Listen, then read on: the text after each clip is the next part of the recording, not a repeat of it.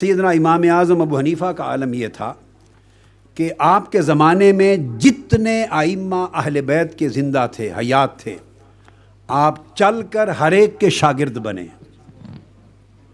اب خود کو حنفی کہلانے والے دیکھیں کہ حنفیت میں کتنی مودت اہل بیت ہے۔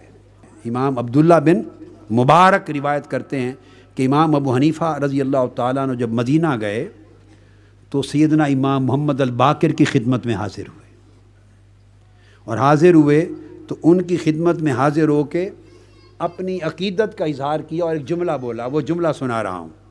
اس کو مناقب امام موفق بن احمد المکی نے مناقب امام ابی حنیفہ میں روایت کیا، اور امام قردری نے مناقب ابن حبینہ میں بیان کیا۔ امام اعظم کے مناقب پر سب سے بڑا عظیم جو خزانہ ہے، مصدر ہے کتاب کا، دونوں نے۔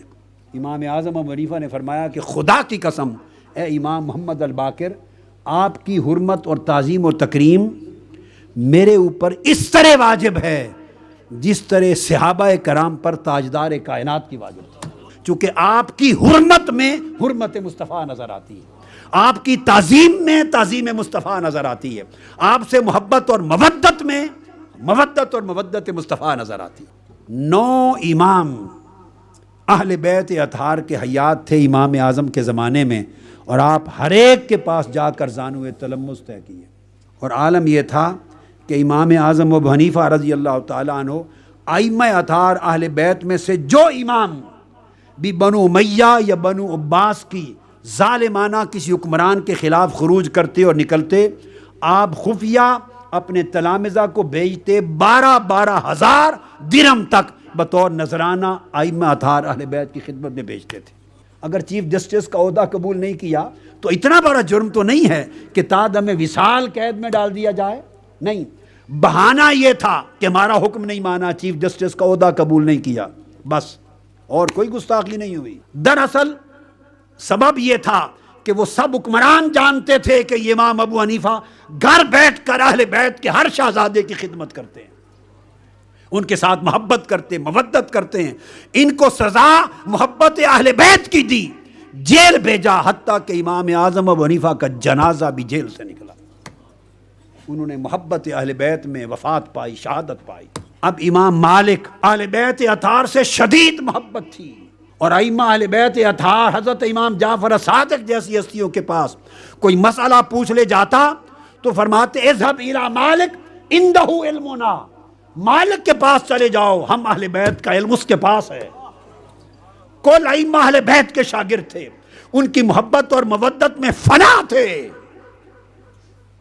اس کی سزا کیا ملی؟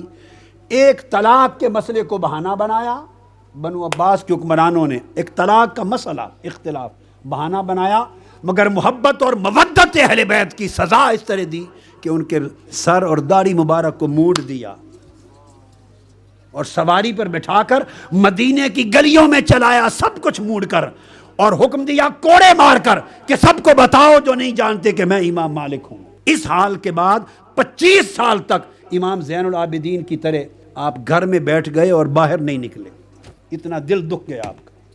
یہ مودت اہل بیت کی سزا ملی۔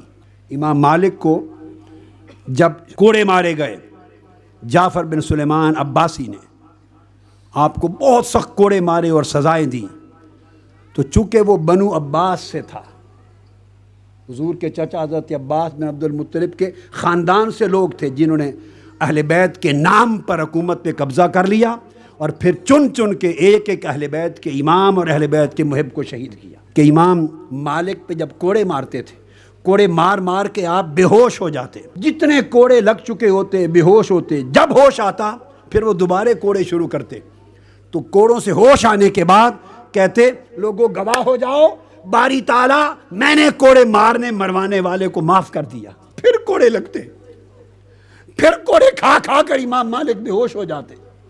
ذرا سوچئے یہ کیا تعلق ہے، کیا مودت ہے، کیا محبت ہے۔ جو ہی ہوش میں آتے میں نے معاف کر دیا۔ تو ان سے کسی نے پوچھا کہ حضرت یہ اتنا بڑا جرم اور ظلم آپ کی ذات کے ساتھ ہوا، آپ جو ہوش میں آتے ہیں کہتے معاف کر دی، معاف کر دیا، اتنا جلد کیوں کرتے ہیں؟ انہوں نے کہا مجھے لگ رہا ہے کہ شاید کوڑے کھاتے کھاتے میں مر جاؤں گا، ساتھ ہی ساتھ معاف اس لیے کرتا جا رہا ہوں کہ بے شک مجھ پہ ظلم ہو رہا ہے، مگر ہے تو حضور کے چچا کے خاندان میں سے یہ لوگ، میں نہیں چاہتا کہ قیامت کے دن میری وجہ سے میرے آقا کے چچا کے خاندان کا کوئی فرد دوزخ میں جائے۔ اتنا بڑا ظلم، ادھر حضور کے خانوادے کے ساتھ اتنا بڑا حیا۔ تیسرے امام شافعی اہل بیت کی محبت میں اتنا آگے گزر گئے تھے مودت اہل بیت میں کہ امام شافعی پر ملاؤں نے فتوے اور تہمت لگا دی، کہا یہ شیعہ اور رافضی ہے۔ چاروں اماموں کی گٹی میں محبت اور مودت اہل بیت تھی، ان کے علم اور ایمان کا خمیر محبت اور مودت اہل بیت سے اٹھا تھا۔ پھر امام شافعی نے کہا ایک اور مقام پر، ان کان رفدن حب آل محمد فلیشہد الثقلان انی رافضی، اگر آل محمد سے محبت کرنا اس کا نام رافضی ہو جانا ہے، شیعہ ہو جانا ہے، تو سارا جہان جان لے کہ حب آل محمد کا نام اگر شیعیت ہے تو میں شیعہ ہوں۔ اس کو کہتے ہیں عقیدہ اہل سنت والجماعت۔ یہ امام اعظم ابو حنیفہ ہیں، یہ امام مالک ہیں، یہ امام احمد بن حنبل ہیں، یہ امام شافعی ہیں، اور امام احمد بن حنبل چار اماموں میں وہ امام ہیں۔ ان سے پوچھا گیا آپ یزید کے بارے میں کیا حکم کرتے ہیں؟ انہوں نے فتویٰ دیا، آفاق عالم میں آج تک آواز گونجتی ہے، فرمایا یزید میرے نزدیک کافر ہے۔ پوچھا گیا اس کے کفر کی دلیل، انہوں نے قرآن کی آیت پڑھی، فرمایا اس قرآن کی آیت کا اطلاق یزید بدبخت پر ہے، یہ قرآن کی روح سے کافر ہے۔ آپ کے صاحبزادے عبداللہ بن امام احمد بن حنبل نے روایت کیا، اور کثیر کتب میں آج تک بلا اختلاف امام احمد بن حنبل کی تکفیر کا فتویٰ یزید پر آج تک قائم ہے۔